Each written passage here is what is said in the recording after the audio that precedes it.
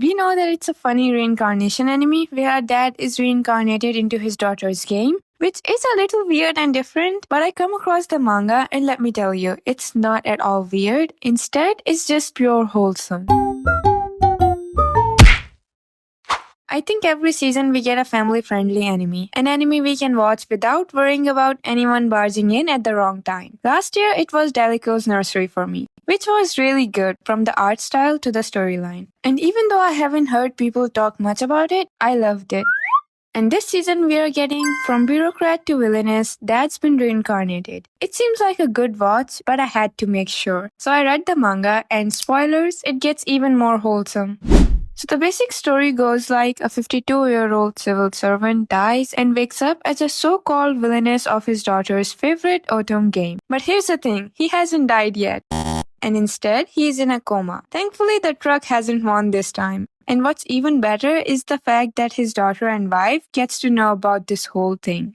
By the way, this spoiler was from volume 2 of the manga if you are interested in reading it. So we see his daughter Hinako getting a call from her mother saying that he got into an accident, and when she gets there they tell her that he's fine and just dreaming. Then we get to see a little into what his daughter is like. She's a 20-year-old and both of her parents are otaku. And funny enough, she's a very chill person too. Therefore, it doesn't take any drama or time waste for her to accept the fact that her father is in a game. Because as she comes home from the hospital and finds the TV is still on even though she have shut it off while going, and that the controller is not working, as well as seeing her father's name alongside Grace, it becomes clear to her that her father is in fact in the game. And the same goes for her mother, because she realizes that Grace was played by her husband with just few phrases and a joke. So they see how instead of scheming and being mean, Grace, being their kind-hearted, no-nonsense dad and a husband, accidentally becomes the most lovable villainess ever. Grace or Kenzaburo is pure comedy gold. He tries to play the role of the villainess but fails miserably because he's too sweet, wise and kind like that. Even his attempt at being intimidating or being evil turns into a let me kindly guide you through life moment, especially with characters like Anna, who is supposed to be the innocent heroine of the game. I mean, we have seen in episode 1 the way he was so proud of being slightly straightforward, thinking that he was acting like a villainess. Also, one of the coolest thing is how the show handles the whole reincarnated into a girl thing.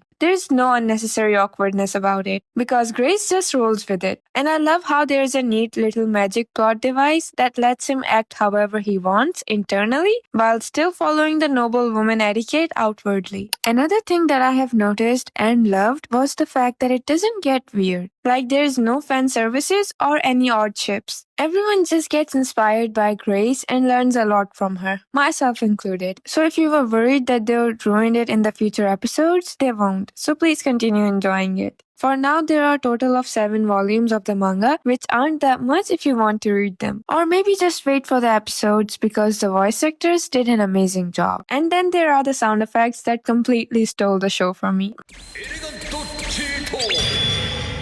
More teeny tiny spoilers are that in the upcoming episodes, we will see fantasy creatures like dragons and phaguses. We will also see Beyblade, Rubik Cube, daughter and father bonding moments, and friendship goals along with some wise piece of advice. And we will not just get old anime references, but few from the new ones too, like Dandadan reference being shown in this panel.